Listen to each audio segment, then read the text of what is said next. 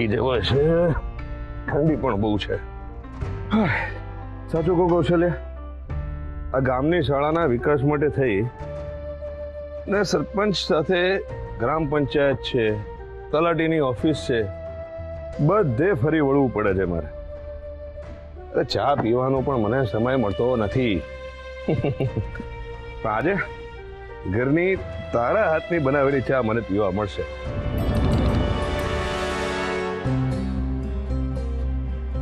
કૌશલ્યા,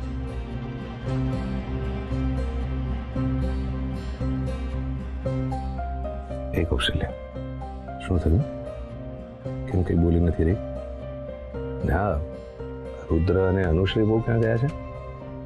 સુરત ગયા છે પગ ફેરા માટે. પગ ફેરા માટે?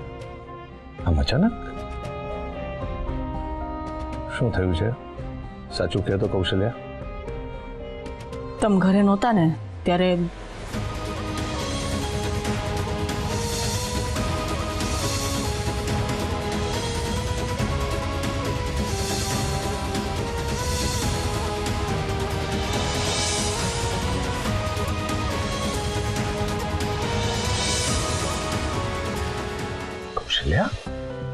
તે પદ્મા પર હાથ ઉપાડ્યો?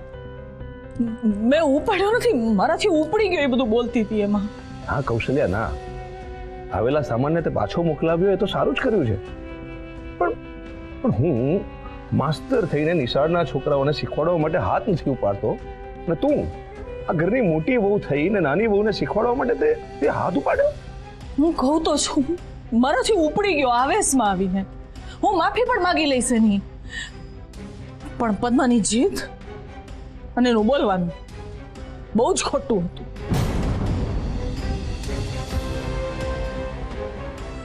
હવે તમે કાં હાવ શાંત થઈ ગયા? હું કહું તો છું, આગળથી નહીં થાય આવું.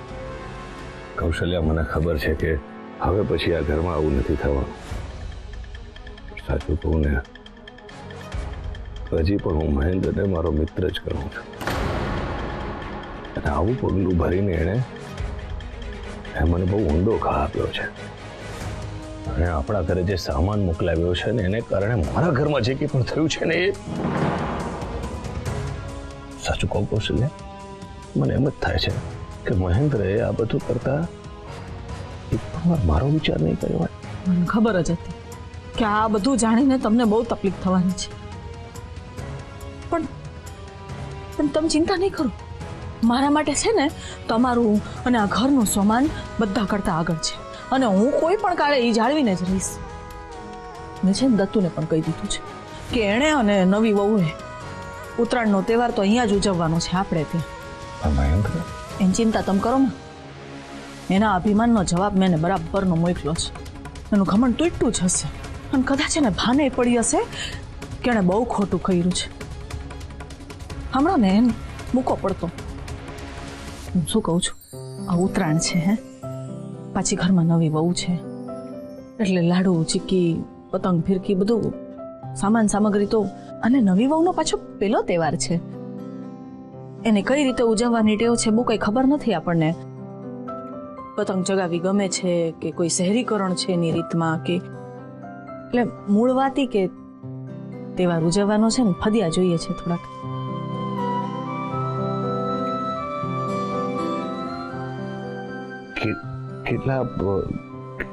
કેટલા રૂપિયા જોઈશે કૌશલ્યા? એ તો તમે આપશો એટલામાં લાવી લઈશ. થાળી પીરસો ને તમારી, હે?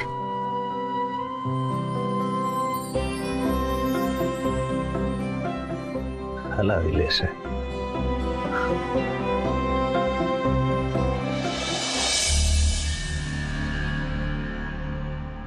ધર્મેશ,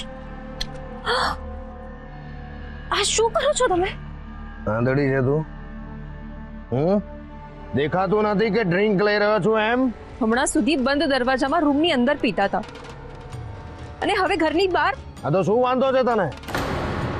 ઘરની બહાર પીવું તો વાંધો શું છે? મારી દરેક વાતથી તકલીફ જ હોય છે ને તને, હે? અરે પનોતી છે તું, પનોતી. મારા જીવનની સૌથી મોટી પનોતી છે તું. કોઈ પણ વાત. ધર્મેશ, ધીરે. સાંભળી લેશે કોઈ. હા. મારી કોઈ પણ વાત હોય એ દરેક વાતમાં તું પ્રોબ્લેમ લઈને સામે જ ઊભી હોય છે. અરે સક્સેસ તો નથી મળી, આ તો એન્જોય કરવા દે મને. ન તમારે જે કરવું હોય રૂમની અંદર, અહીંયા નહીં. મને અટકાવીશ તો મને કાલે આજે માથા પર માર્યું છે, યાદ છે ને તને કે ભૂલી ગઈ? યાદ રાખજે, આજ પછી મારી વાતમાં વચ્ચે આવી છે ને તો તને એવી મારીશ કે તારું મોઢું બતાવવાને લાયક નહીં રહે, સમજી? ને આપણે કીધું ને એટલે ફાઇનલ બોસ. ધર્મેશ ચાલો અહીંયાથી. માઈક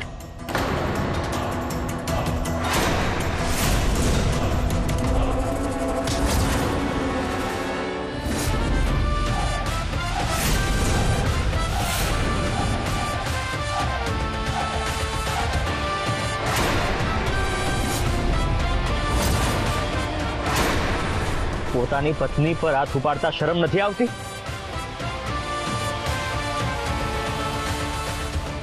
મહેરબાની કરીને નુપુરબેન કહે છે એમ અત્યારે જ તમારા રૂમમાં જાઓ, અત્યારે જ. હે ગામડિયા, દેશી જમાઈ બધાના ફેવરેટ હે. દેશી જમાઈ બધાના ફેવરેટ નહીં? તને ખબર છે ને કે મામાને તું ગમતો નથી, તેમ છતાં તને આ ઘરમાં જેટલું માન અને સન્માન મળ્યું છે ને એ માન અને સન્માન મને વર્ષો સુધી નથી મળ્યું, સમજો તો? એટલે જેટલું મળે છે ને એટલું ચૂપચાપ લઈને અહીંયાથી જતો રહે, નહીં તો એવું ના થાય કે તારો ગુસ્સો મારે આ ઊભી છે એના પર કાઢવો પડે. ધર્મેશ મારી વાત સાંભળો.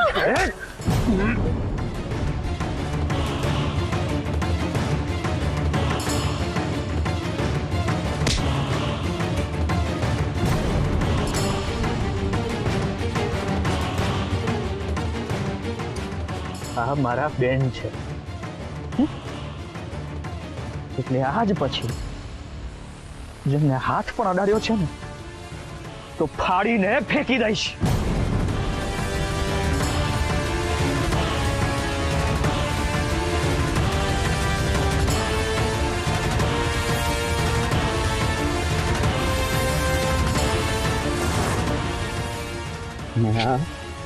ધમકી નહીં, ચેતવણી છે. એમ મોરાદ તારી તો કોમડિયા દેશી જમાઈ મારા પર હાથ પડે છે તો? ધર્મેશ, દેશી જમાઈ રુદ્રકુમાર શાંત થઈ જાઓ, મહેરબાની કરીને શાંત થઈ જાઓ.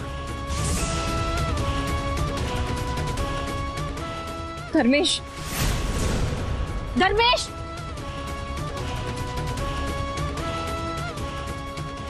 ના ના રુદ્રકુમાર, જો બધાને ખબર પડશે તો શું? બધાને ખબર પડશે તો શું નુપુરબેન? અરે આમની તો ખબર પડવી જોઈએ બધાને કે આમનું ચરિત્ર કેવું છે. ના ના રુદ્રકુમાર, જો બધાને ખબર પડશે તો બદનામી થશે અને અમને ઘરમાંથી કાઢી મૂકશે અને આ બધાની આકાશી ઉપર ખરાબ અસર પડશે. અને અમે ઓલરેડી મામાના ઘરે રહીએ છીએ. જો અમે અહીંયાથી પણ નીકળી જશું તો અમે ક્યાં જશું?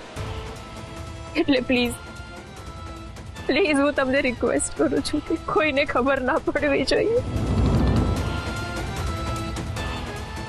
નુપુરબેન, તમે હાથ ના જોડો. આમ અરે ગામડિયા સામે હાથ ના જોડવાના, હાથ ધર્મેશ! છોડે ન દો. હાથ શું પકડે છે એનો? છોડીશ નહીં તને હું કમળિયા, મને માર્યો છે ને, છોડીશ નહીં હવે જોતું.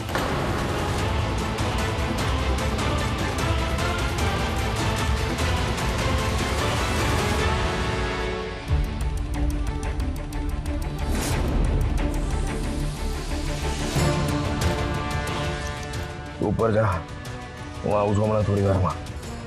તમે રુદ્રકુમાર સાથે ઝઘડો ના કરતા. નહીં કરવું ઝઘડો, કીધું ને મેં. ઉપર જા, કીધું એટલું કર.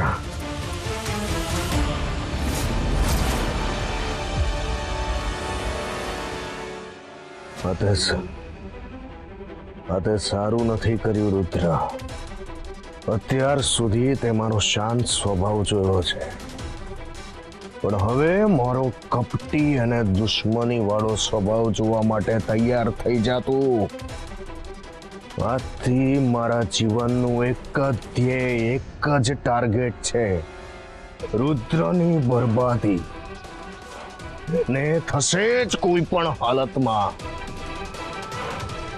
તને બરબાદ ના કર્યો ને રુદ્ર, તો મારું નામ પણ ધર્મેશ શુક્લ નહીં. ને આપણે કીધું ને એટલે ફાઇનલ બોસ.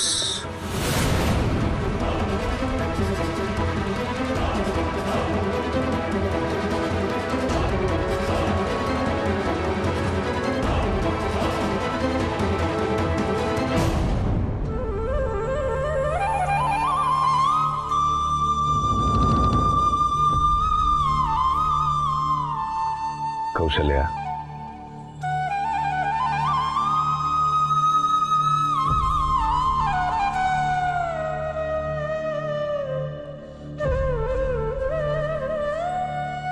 પદ્મા, ઈ ઓલા દી આવેશમાં આવીને મારો તારા પર હાથ ઉપડી ગયો, એના માટે મને માફ કર દે. આમ મનજો પદ્મા, આમ જો, તું મને જે બધું બોલી એના હાટું મેં તને એવું કીધું કે તું મારી માફી માગ? નથી કીધું ને? આ ઘરમાં તહેવાર હોય, ઘરના મોટાઓના મોઢા ચડેલા હોય ને મન દુઃખ થયેલા હોય, તો ઘરના છોકરાઓ તહેવાર હરખી રીતે માણી નહીં શકે. સમજી જાય, મૂક આ બધું પડતું, ભૂલી જાય, જવા દે એમ. ભલે બાપા, તમને તમારી ભૂલ સમજાઈ ગઈ છે તો માફી, બાકી મેં તો ના જ પાડી હતી. લે, આ લોકો આવી ગયા. દત્તુ,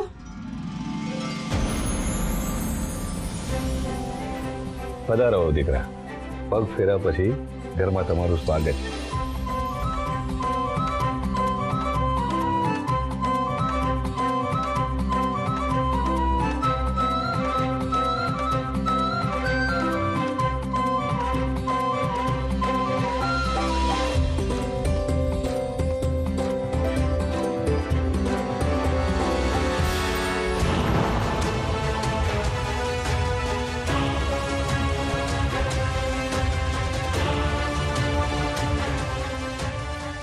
કેમ હું થયું છે?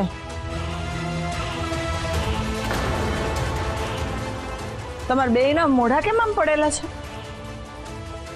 તે બધું બરાબર તો હતું ને? ત્યાં કઈ થયું નથી ને? હા, બરોબર જ છે બધું. શું બરાબર છે? મારે તો હજી થોડા દિવસ ઘરે રોકાવું હતું, પણ આ તમારા દીકરાને જલ્દી હતી આવવાની. ઉત્તરાયણ માડી, ઉત્તરાયણ. ઉત્તરાયણની મજા તો વઢવાણમાં જ આવે ને. આ કેવી રીતે આવ્યા તમે? તુફાનમાં આવ્યા? ના, બાય કાર. કાર? કોની કાર? હે ને? મને ખબર જ હતી કે તારા બાપા તને ખાલી હાથે મોકલે જ નહીં. તારા બાપા તારા હાટુ ગાડી મોકલી, હે? જે તું જાતે પોતે હકાવીને આવી છો? શું કાવી? અરે ધ્રુમ ધ્રુમ હકાવીને, હલાવીને, હે? એમ બાઇક ચાલે, કાર આમ ચાલે. હા, હવે એટલે તારી પોતાની ગાડી તું પોતે આમ આમ હલાવીને લઈને આવી છો, એમ જ ને? હે? ના,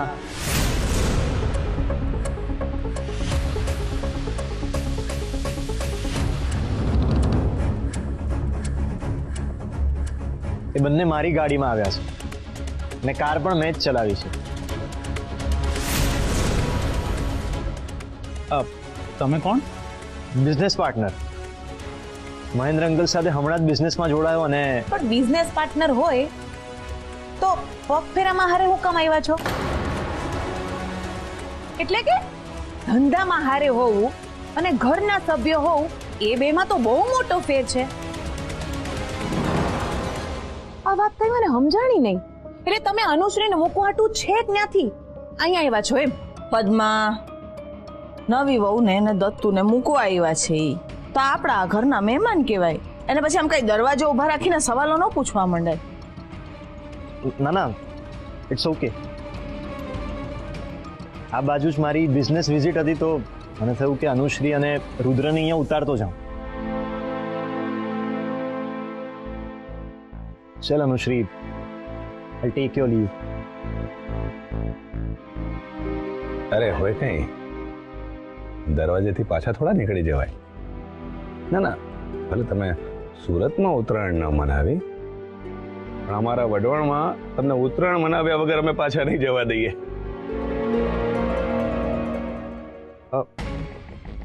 પણ અંકલ, સાચે જ અમારા વઢવાણની ઉત્તરાયણ સાચે જ બહુ જ સારી હોય છે.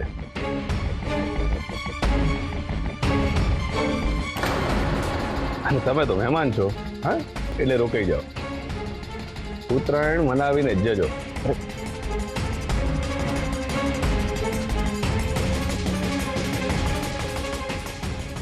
કૌશલ્યા, રુદ્ર,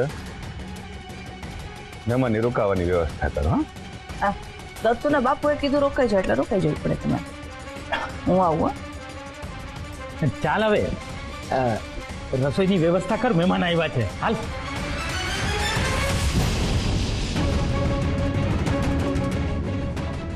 હવે આમને અહીંયા ક્યાંથી રોકી લીધા? ઘરના બધા જેને મહેમાન માને છે એમની સાચી ઓળખાણ તો કોઈને ખબર જ નથી. ખબર નહીં હવે આ વખતની ઉત્તરાયણ કેવી જશે. જય બજરંગબલી, જય બજરંગબલી. સાથે રહેજો બસ.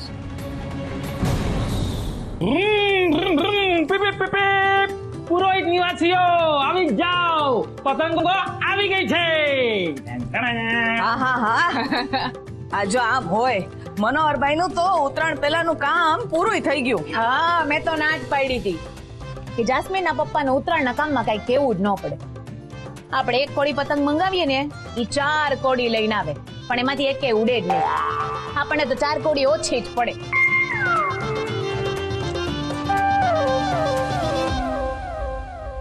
ચાલો ચાલો, પતંગ આવી ગઈ છે તો પછી આપણે બધા કામે લાગી જઈએ. કામ? ફેસ્ટિવલમાં શું કામ હોય? અરે ગજબ કરે છે. તહેવારમાં હું કામ હોય એટલે તહેવારમાં તો વધારે કામ હોય.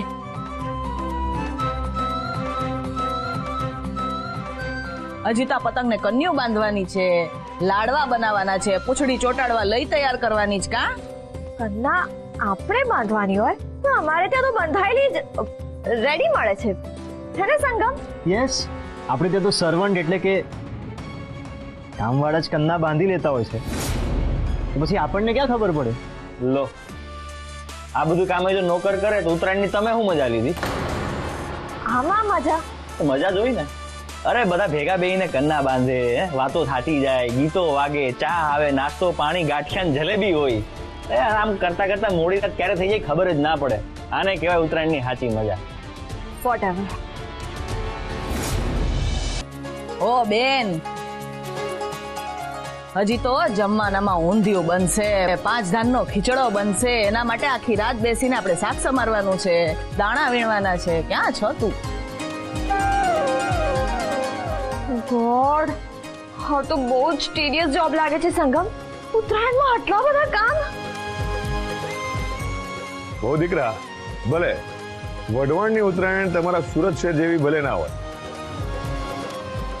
પણ હા, મારા એક શબ્દ યાદ રાખજો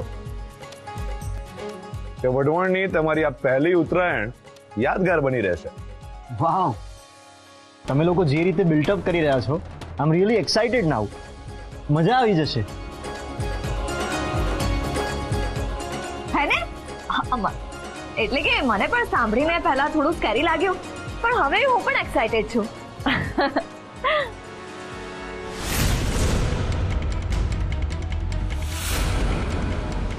હા, અનુશ્રી કેમ બધી સંગમભાઈની જ ભાષા બોલે છે અને મારી સાથે કેમ આમ કરે છે? હું ક્યારનો જોઉં છું, મારી હારે વાત કેમ નથી કરી રહ્યા?